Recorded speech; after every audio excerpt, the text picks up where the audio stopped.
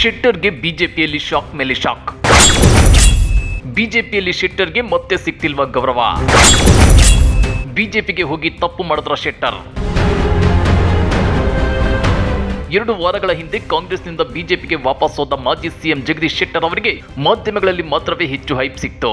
ಆದ್ರೆ ರಾಜ್ಯ ಬಿಜೆಪಿಯಲ್ಲಿ ಶೆಟ್ಟರ್ ಅವರಿಗೆ ನಿರೀಕ್ಷಿತ ಮಟ್ಟದಲ್ಲಿ ಗೌರವ ಸಿಗ್ತಿಲ್ಲ ಅನ್ನೋ ಮಾತುಗಳು ಕೇಳಿ ಬರ್ತಿವೆ. ಹಾಗಾದ್ರೆ ಬಿಜೆಪಿಗೆ ಹೋಗಿ ತಪ್ಪು ಮಾಡಿದ್ರ ಜಗದೀಶ್ ಶೆಟ್ಟರ್? ರಾಜ್ಯ ಬಿಜೆಪಿಯಲ್ಲಿ ಶೆಟ್ಟರ್ಗೆ ಆಗ್ತಾ ಇರೋ ಅವಮಾನ ಹೇಗಿದೆ ಗೊತ್ತಾ? ಅದನ್ನ ಡೀಟೇಲ್ ಆಗಿ ತೋರಿಸ್ತೀವಿ. ಆದ್ರೆ ಅದಕ್ಕಿಂತ ಮೊದಲು ನಮ್ಮ ಚಾನಲ್ ಅನ್ನು ಸಬ್ಸ್ಕ್ರೈಬ್ ಮಾಡ್ಕೊಳ್ಳಿ, ಹಾಗೇನೆ ಪಕ್ಕದಲ್ಲಿರೋ ಬೆಲ್ ಬಟನ್ ಅನ್ನು ಪ್ರೆಸ್ ಮಾಡಿ. ಮಾಜಿ ಸಿಎಂ ಜಗದೀಶ್ ಶೆಟ್ಟರ್ ಕಾಂಗ್ರೆಸ್ ಬಿಟ್ಟು ಬಿಜೆಪಿಗೆ ಸೇರಿದ ತಕ್ಷಣ ಬಿಜೆಪಿಯಲ್ಲಿ ಮಿರಾಕಲ್ಸ್ ನಡೆದು ಹೋಗ್ತವೆ. ಶೆಟ್ಟರ್ ಬಿಜೆಪಿಗೆ ಸಿಂಹಶಕ್ತಿ. ಶೆಟ್ಟರ್ ಅವರ ಕಾರಣದಿಂದಾಗಿನೇ ಕಳೆದ ವಿಧಾನಸಭಾ ಚುನಾವಣೆಯಲ್ಲಿ ಕಾಂಗ್ರೆಸ್ ಹೆಚ್ಚು ಸೀಟುಗಳನ್ನು ಗೆದ್ದಿದ್ದು ಅಂತೇಳಿ ಮಾಧ್ಯಮಗಳಲ್ಲಿ ಸುದ್ದಿ ಪ್ರಸಾರವಾಗಿತ್ತು. ಆದ್ರೆ ಶೆಟ್ಟರ್ ಅವರಿಂದ ಕಾಂಗ್ರೆಸ್ ಹೆಚ್ಚು ಸೀಟುಗಳನ್ನು ಗೆದ್ದಿದ್ದೇ ನಿಜವಾದ್ರೆ ಅದೇಕೆ ಶೆಟ್ಟರ್ ಕಳೆದ ವಿಧಾನಸಭಾ ಚುನಾವಣೆಯಲ್ಲಿ ಸೋತರು ಅನ್ನೋ ಪ್ರಶ್ನೆ ಮುನ್ನೆಲೆಗೆ ಬರುತ್ತೆ. ಹೀಗಾಗಿ ಜಗದೀಶ್ ಶೆಟ್ಟರ್ ಶಕ್ತಿಯಲ್ಲ, ಅವರೊಬ್ಬ ವ್ಯಕ್ತಿ ಅಷ್ಟೇ.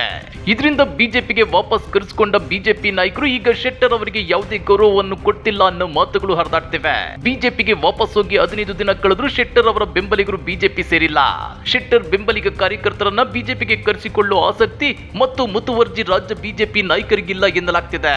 ಅದಕ್ಕೆ ಕಾರಣ ರಾಜ್ಯ ಬಿಜೆಪಿಯಲ್ಲಿ ನಡೆಯುತ್ತಿರೋ ಮುಸ್ಕಿನ ಗುದ್ದಾಟ ಅಂದ್ರೆ ತಪ್ಪಾಗಲಾರದು.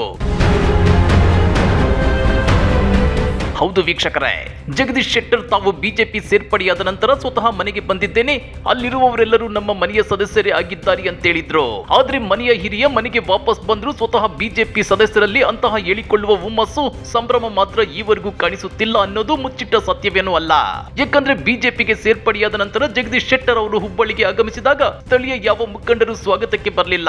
ಪಕ್ಷದ ಕಚೇರಿಗೆ ಭೇಟಿ ನೀಡಿದಾಗಲೂ ಕೇವಲ ಶಾಸಕ ಮಹೇಶ್ ತೆಂಗಿನಕಾಯಿ, ಬಿಜೆಪಿ ಜಿಲ್ಲಾಧ್ಯಕ್ಷ ಟಿಪ್ಪಣ್ಣ ಮಜ್ಜಗಿ ಅವರು ಶಾಲು ಮಾಲೆ ಹಾಕಿ ಸ್ವಾಗತ ಕಾರ್ಯಕ್ರಮವನ್ನ 5 ನಿಮಿಷದಲ್ಲಿ ಮುಗಿಸಿಬಿಟ್ಟಿದ್ರು.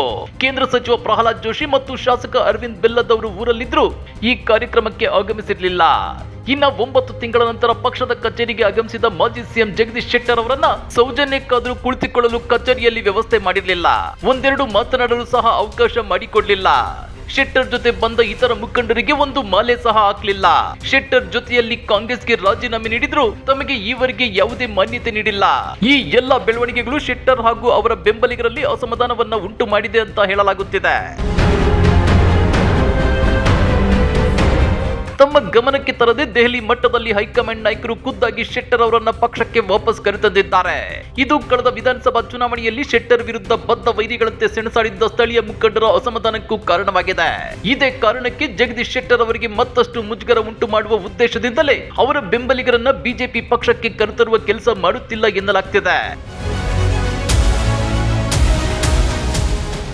ಇನ್ನ ತಮ್ಮ ಬೆಂಬಲಿಗರನ್ನ ಬಿಜೆಪಿಗೆ ಸೇರ್ಪಡೆ ಮಾಡಿಕೊಳ್ಳಲು ವಿಳಂಬ ಮಾಡುತ್ತಿರುವುದಕ್ಕೆ ಬೇಸರಗೊಂಡಿರುವ ಜಗದೀಶ್ ಶೆಟ್ಟರ್ ಕೇಂದ್ರ ಸಚಿವ ಪ್ರಹ್ಲಾದ್ ಜೋಶಿ ಅವರ ನೇತೃತ್ವದಲ್ಲಿ ನಡೆದ ಕಾರ್ಯಕಾರಿಣಿ ಸಭೆಗೆ ಶೆಟ್ಟರ್ ಹಾಗೂ ಮುನೇನಕೊಪ್ಪ ಗೈರಾಗಿ ಉಳಿದಿದ್ರು ಅಂತ ಹೇಳಲಾಗ್ತಿದೆ.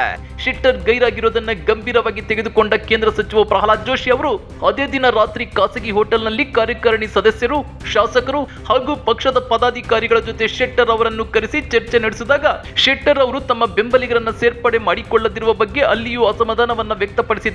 ನೀವು ಜಿಲ್ಲಾ ಮಟ್ಟದಲ್ಲಿ ಅವರ ಸೇರ್ಪಡೆ ಮಾಡಿಕೊಳ್ಳದಿದ್ದರೆ ಹೇಗೆ? ರಾಜ್ಯಾಧ್ಯಕ್ಷರ ಸಮ್ಮುಖದಲ್ಲಿ ಸೇರ್ಪಡೆ ಮಾಡಿಕೊಳ್ಳಬೇಕಾಗುತ್ತೆ ಅಂತ ಎಚ್ಚರಿಕೆ ನೀಡಿದ್ದಾರೆ ಎನ್ನಲಾಗಿದೆ. ಅದೇನೇ ಇದ್ರೂ ಜಗದೀಶ್ ಶೆಟ್ಟರ್ ಅವರಿಗೆ ಬಿಜೆಪಿಯಲ್ಲಿ ಯಾವುದೇ ಗೌರವ, ಮನ್ನಣೆ ಸಿಗ್ತಿಲ್ಲ.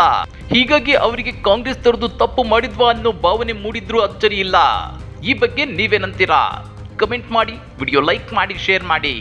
ಇಂಥ ಮತ್ತಷ್ಟು ರೋಚಕ ರಾಜಕೀಯ ಸುದ್ದಿಗಳನ್ನ ಮಿಸ್ ಮಾಡದೆ ನೋಡ್ಬೇಕು ಅಂದ್ರೆ ನಮ್ಮ ಯೂಟ್ಯೂಬ್ ಚಾನಲ್ ಅನ್ನ ಸಬ್ಸ್ಕ್ರೈಬ್ ಮಾಡ್ಕೊಳ್ಳಿ.